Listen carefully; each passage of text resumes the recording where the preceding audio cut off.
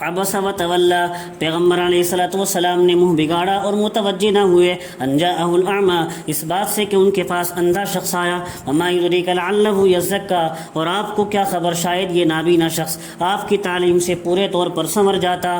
شان نزول اس کا، ایک مرتبہ رسول کریم علیہ الصلوۃ والسلام بعض رؤسائے مشرکین کو کچھ سمجھا رہے تھے، اتنے میں عبداللہ ابن ام مکتوم نابینا صحابی حاضر ہوئے اور کچھ پوچھنا شروع کر دیا۔ گفتگو کے دوران انہوں نے پوچھنا شروع کر دیا، آپ علیہ السلام کو یہ بات ناگوار ہوئی اور آپ نے ان کی طرف توجہ نہ فرمائی، اور ناگواری کی وجہ سے آپ نے چہرہ پھیر لیا۔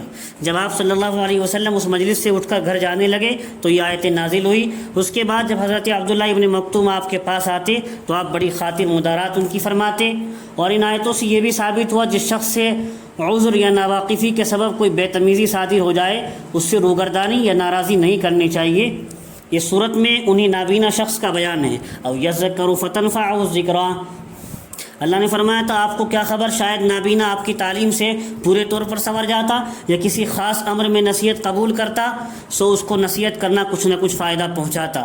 اما من استغنی، تو جو شخص دین سے بے پرواہی کرتا ہے، فانت لہ تصدی، آپ اس کی تو فکر میں پڑتے ہیں، وما علیک الا یزکی، حالانکہ آپ کے ذمہ کوئی لازم نہیں ہے کہ آپ ان کو سنواریں۔ وَأَمَّا مَنْ جَاءَكَ يَسْعَىٰ، اور جو شخص آپ کے پاس دین کے شوق میں دوڑتا ہوا آتا ہے، وہ یخشیٰ، اور وہ خدا تعالیٰ سے بھی ڈرتا ہے، فَأَنْتَ عَنْهُ تَلَہَا، آپ اس سے بے توجہی کرتے ہیں۔ کلا، آپ آئندہ ہرگز ایسا نہ کیجیے، انہا تذکرہ، قرآن تو محض ایک نصیحت کی چیز ہے۔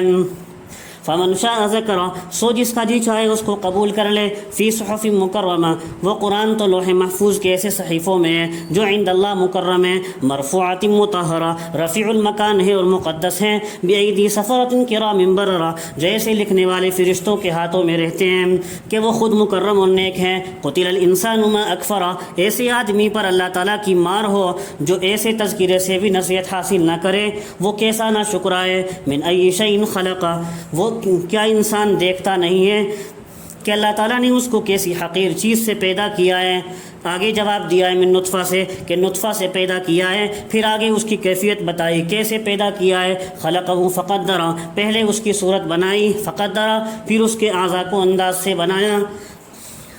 ثم السبیل یسرہ، پھر اس کو نکلنے کا راستہ بھی آسان کر دیا۔ ثم اماتہ فاقبرہ، پھر بعد عمر ختم ہونے کی اس کو موت دی، پھر اس کو قبر میں لے گیا۔ ثم اذا شاء انشرہ، پھر جب اللہ تعالیٰ چاہے گا اس کو دوبارہ زندہ کرے گا۔ کلا لما یقض ما امرہ، ہرگز شکر ادا نہیں کیا اور حکم کو بجا نہیں لایا جو حکم انسان کو دیا گیا تھا۔ فلینظر الانسان الی طعامہ، سو انسان کو چاہیے کہ اپنے کھانے کی طرف ہی نظر کر لے، دیکھ لے۔ انا صببنا الماء صبا، کہ ہم نے عجیب طور پر پانی برسایا ہے۔ ثم شققنا الارض شقا، پھر عجیب طور پر زمین کو پھاڑا ہے۔ فانبتنا فیہا حبا، پھر ہم نے اس میں غلہ پیدا کیا ہے۔ وعنبا وقضبا، اور انگور اور ترکاریاں پیدا کی ہیں۔ وزیتونا ونخلا، اور زیتون اور کھجور پیدا کیے ہیں۔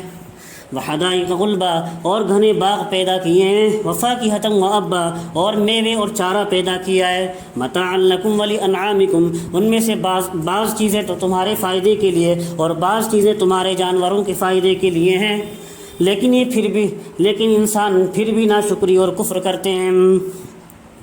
فَإِذَا جَاءَتِ الصَّاخَّةُ، پھر جس وقت کانوں کو بہرا کر دینے والا شور برپا ہوگا۔ یوم یفر المرء من اخیہ، جس روز آدمی اپنے بھائی سے بھاگے گا، وامہ وابیہ، اور اپنی ماں سے اور اپنے باپ سے بھاگے گا، وصاحبتہ وبنیہ، اور اپنی بیوی اور اپنی اولاد سے بھاگے گا۔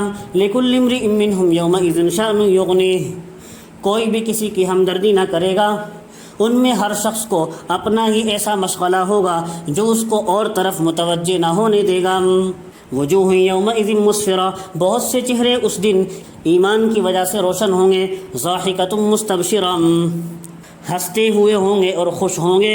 ووجوہ یومئذ علیہا غبرہ، اور بہت سے چہروں پر اس روز کفر کی وجہ سے ظلمت تاریکی ہوگی۔ ترحقها قطرہ، اور اس ظلمت تاریکی کے ساتھ ان پر غم کی کدورت بھی چھائی ہوگی۔ اولئک هم الکفرۃ الفجرہ، یہی لوگ کافر اور فاجر ہوں گے۔